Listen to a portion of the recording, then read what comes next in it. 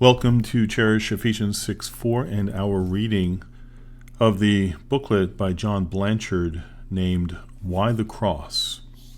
And he begins.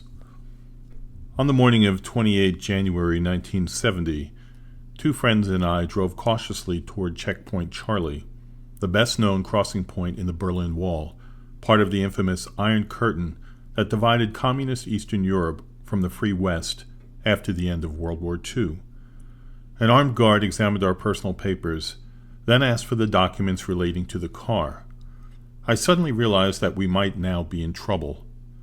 The Volkswagen's registration book was in the name of the Movement for World Evangelization, of which my colleagues and I were staff members, an organization that would hardly be welcomed with open arms by a regime that had persecuted the Christian faith for years. With my mind racing, I left the registration book in the glove compartment of the car and handed the guard a wad of impressive-looking literature issued by Volkswagen. Amazingly, he glanced at this and waved us into Eastern Germany. Like three schoolboys allowed to go home early, we got out of Berlin as fast as we could and headed for Warsaw, just over 300 miles to the east. Heavy snow soon slowed our progress, and it was several hours before we reached the Polish border and faced another crisis. We parked at the remote border post and presented our personal papers. These were accepted, but we were then told to empty the car and bring its entire contents in for examination. Our hearts sank because of one particular item. Our original destination had been Czechoslovakia, but another Christian organization had asked whether we would deliver some tapes to Warsaw. Without looking at a map, we agreed, thinking that this would not be much of a diversion. We were wrong, by several hundred miles.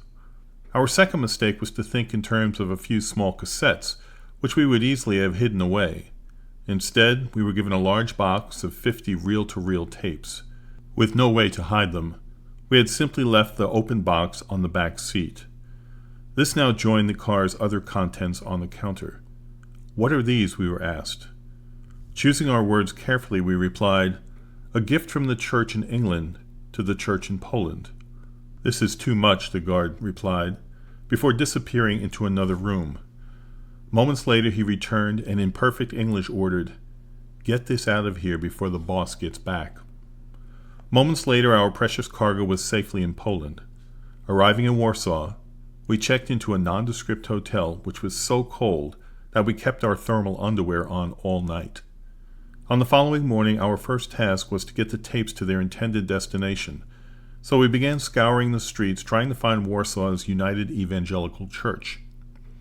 Afraid of speaking to someone hostile to Christianity, we dared not ask directions, but after less than an hour of crisscrossing the city, we found it. The building was similar to many surrounding piles of dreary East European architecture, but something caught our attention and convinced us that we had found the right place.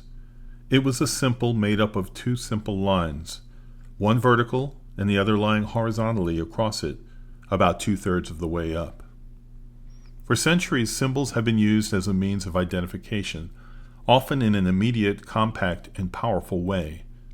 Sometimes political or religious extremists do so to claim power or supremacy, to produce fear or insecurity, or even to convey hate or anger. Many are easily recognized, one of the most powerful and emotive being the Nazi swastika. Opponents during the notorious Troubles in Northern Ireland, which lasted for 30 years from 1960s and cost over 3,000 lives, often used eye-catching and dramatic symbols. Some of these showed armed and hooded men and covered the outer walls of buildings in Belfast and elsewhere. Strangely, the one that identified our destination in Warsaw represented a barbaric instrument of execution. Over the centuries, authorities have used many different means of executing criminals and enemies. These have included stoning, the guillotine, the firing squad, hanging, electrocution, gassing, and lethal injection. In almost all these cases, the death of the victim is instantaneous, while in others the death throes last only a few minutes. From the 4th century BC onwards, at least 4 powers, including the Roman Empire, employed a form of execution that was indescribably painful and prolonged: crucifixion. The word comes from the Latin for fixed to a cross, and this cruel and savage practice was used for about 1,000 years. In AD 337, it was abolished in the Roman Empire by Emperor Constantine I.